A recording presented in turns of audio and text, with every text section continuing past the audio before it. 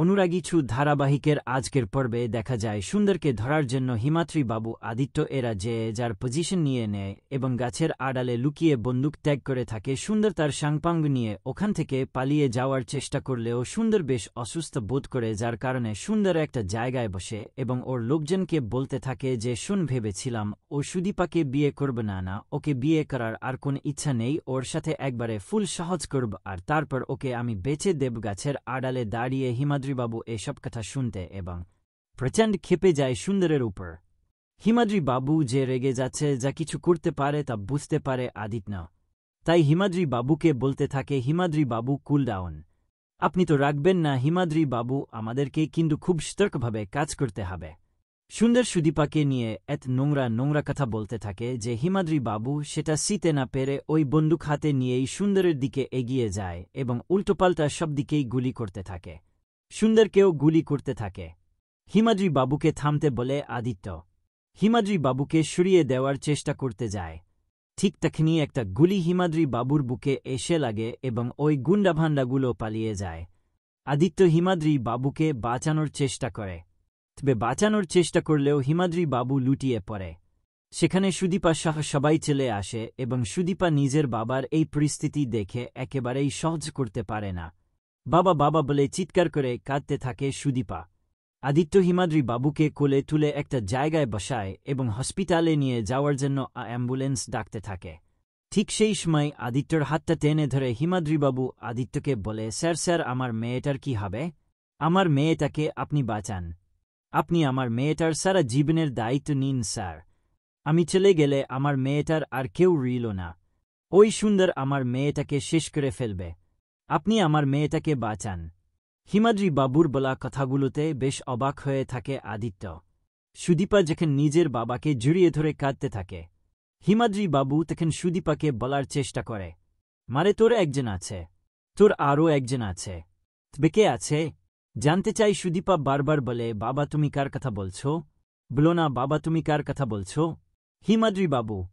হিমাদ্রিবাবু মারা যায়, যেটা দেখে সুদীপার পিসি আদিত্য সবাই অবাক হয়, সবাই ভেঙে পড়ে। অন্যদিকে দেখা যায় যে আদিত্যকে ফোন করতে থাকে সুখ, অন্যদিকে দেখা যায় পরমা আদিত্যকে ফোন করতে থাকে, কিন্তু আদিত্য কিছুতেই ফোনটা রিসিভ করে না। পরমা ফুলসজ্জার রাতে ওই আদিত্যর কথা ভাবতে ভাবতে আপসেট হয়ে ঘুমিয়ে পড়ে আর ওই ঘরেই সঞ্চারী উকি মেরে দেখার চেষ্টা করে পরমা আসলে কি করছে ফুলসজ্জার রাতে। তবে আদিত্যর মা সঞ্চারীকে বলে যে এভাবে কারো ঘরে উকি মারা ঠিক না, আর এই কাজ তুমি কখনো করবে না। সঞ্চারী আর বিশেষভাবে উকিছুকি মারতে পারে না। এরপরে পরে দেখা যায় যে হিমাদ্রিবাবুকে সৎকার করা হয়, সেখানে সুদীপাও থাকে। সুদীপা খুব আপসেট হয়ে ভাবতে থাকে তার বাবার সাথে কাটানো মুহূর্তগুলোর কথা। গ্রামবাসীরা এবং সুদীপার পিসি সবাই মিলে আদিত্যকে বলে যে এই মেয়েটির আর কেউ রইল না, এই মেয়েটি কি করে এখন কলকাতায় পড়তে যাবে? ওই সুন্দর তো কলকাতায় পালিয়ে গেছে, ও তো এই সুদীপাকে শেষ করে ফেলবে।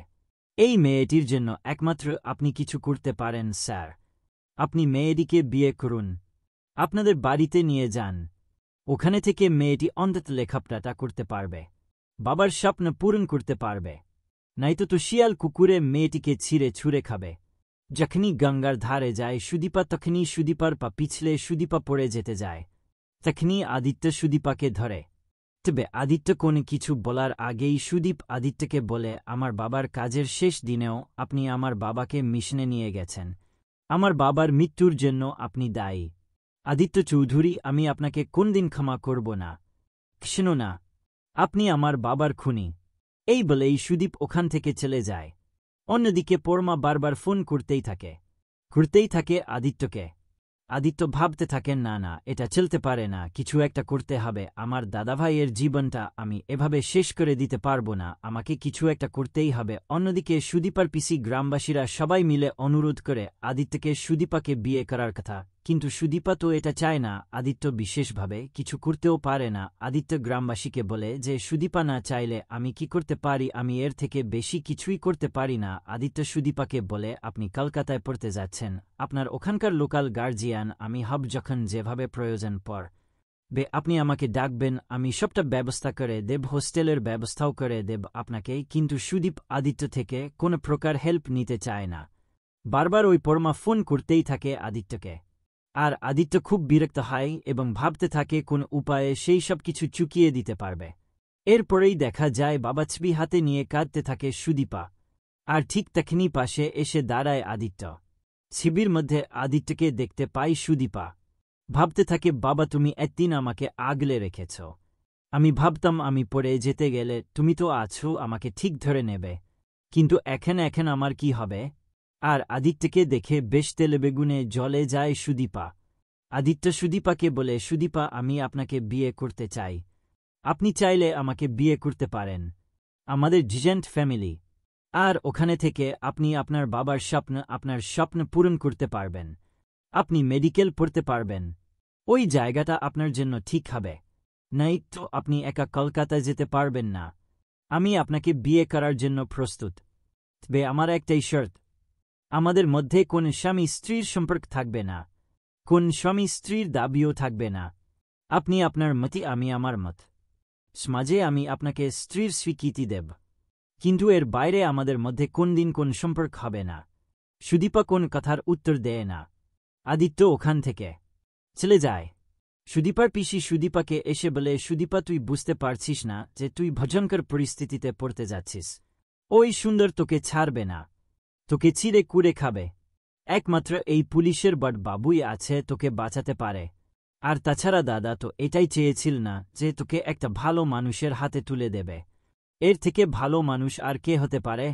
দাদার পছন্দের মানুষ, তুই এ বিয়েতে রাজি হবা, আমি তোর জন্য কিছুই করতে পারবো না, তোকে আমি একলা কলকাতায় পাঠাতেও পারবো না, তোর স্বপ্ন দাদা স্বপ্ন সব শেষ হয়ে যাবে, নেই তো তুই এ বিয়েতে রাজি হ।